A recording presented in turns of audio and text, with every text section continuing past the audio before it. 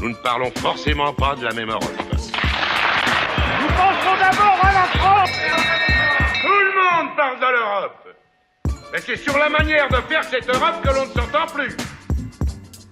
Voilà, tout le monde parle de l'Europe, mais c'est sur la manière de faire cette Europe que l'on ne s'entend plus. Bonjour et bienvenue à Bruxelles pour ce 18e numéro de La Faute à l'Europe. Nous nous trouvons au beau milieu du Parlement européen avec nos invités. Elisabeth Morin-Chartier, eurodéputée Les Républicains. Vous êtes rapporteure sur le dossier très sensible des travailleurs détachés. On va y revenir. Merci d'être avec nous. Katialine Landaburu, correspondante de France 24, et Jean Quatremer de Libération, nos deux chroniqueurs 4 et 4. Bonjour à vous. Demandez le programme de La Faute à l'Europe. Emmanuel Macron doit-il donner à Angela Merkel les pleins pouvoirs sur la finance en Europe en échange du soutien de Berlin à ses projets de réforme? On peut penser à ce budget de la zone euro. On va y revenir. Brexit, les dirigeants européens continuent de dire à Londres « La porte de l'Union reste ouverte ». Pas forcément pour sortir, mais pour rester.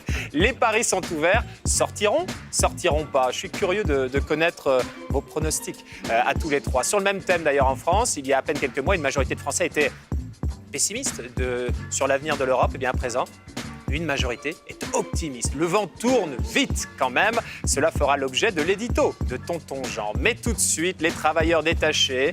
Emmanuel Macron veut mettre fin au dumping social des pays de l'Est, ou en tout cas, il veut montrer qu'il agit sur cette question. Il a fait capoter un compromis européen avec les pays de l'Est sur la réforme des travailleurs détachés en faisant des propositions plus dures. Les explications d'Hugues Baudouin.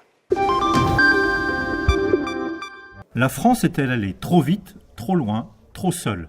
Alors que les 28 semblaient sur le point de conclure un fragile compromis, Paris a exigé une remise à plat de la réforme du statut des travailleurs détachés. Objectif, durcir encore plus les règles. Le résultat était prévisible. À Luxembourg, le 15 juin, les négociations ont capoté, provoquant la colère des Européens de l'Est. Moi, je dirais que la France devrait se concentrer avant tout à réduire les centaines de milliers de bureaucrates qui sont dans les bureaux et nationaux, et ministères, et régionaux, et les mairies, qui ne font rien, qui sont payés pour cela. Et ça serait des milliards d'euros épargnés pour ce pays que j'aime beaucoup. Paris demande notamment que la durée de détachement soit réduite à 12 mois maximum au lieu de 24.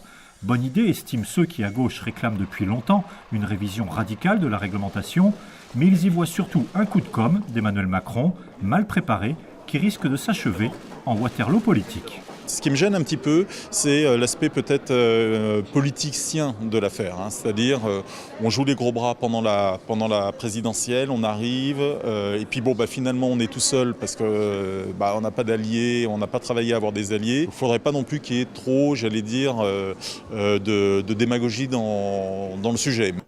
La réforme a été repoussée à l'automne sous présidence de l'Estonie. Elle sera suivie par la Bulgarie, deux pays qui n'ont aucun intérêt à soutenir les propositions du président de la République. Alors justement, les propositions du président de la République, Elisabeth Morin-Chartier, vous êtes rapporteure ici au Parlement européen sur cette question très sensible des travailleurs détachés.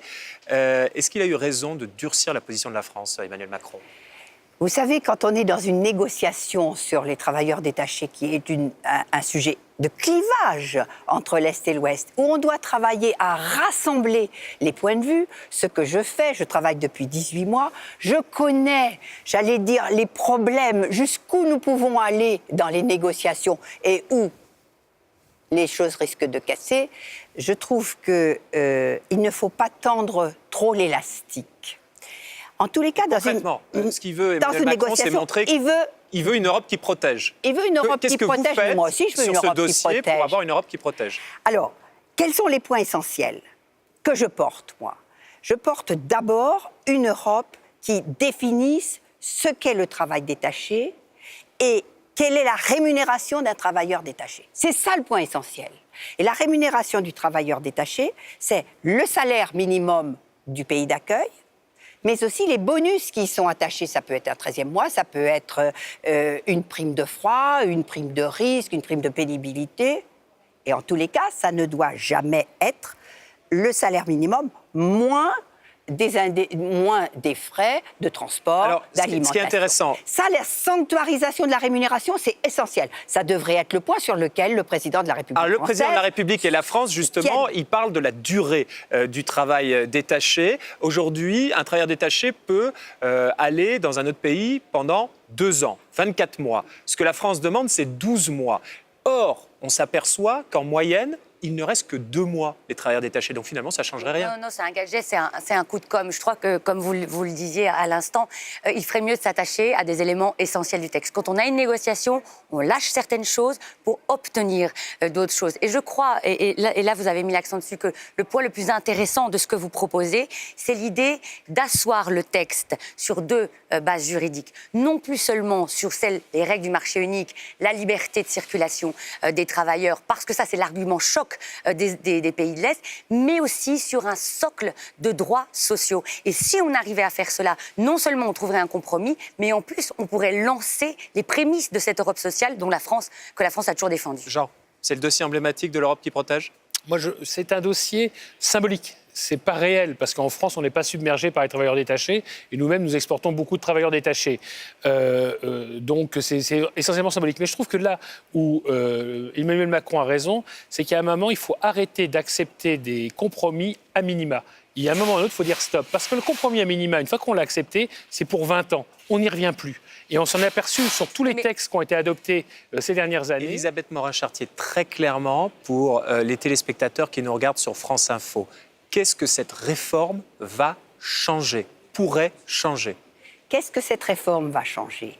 Elle va mettre en place les règles sociales qui soient uniformisées au niveau européen sur la durée du détachement, sur la rémunération des travailleurs détachés, qui sont les 2 points vraiment essentiels, sur le socle de l'Europe sociale, comme vous le disiez à l'instant. Ça, pour moi, c'est essentiel, c'est le sens même de l'Europe, mais aussi sur les conventions collectives qui doivent s'appliquer aux travailleurs détachés. Donc, toute la législation du travail doit être appliquée de façon uniforme dans les pays d'accueil entre travailleurs détachés et travailleurs nationaux pour qu'il n'y ait pas de concurrence interne. Emmanuel Macron doit-il donner à Angela Merkel les pleins pouvoirs sur la finance en Europe en échange du soutien de Berlin à ses projets de réforme, comme par exemple le budget de la zone euro ? On va en discuter, à tout de suite. Nous ne parlons forcément pas de la même Europe.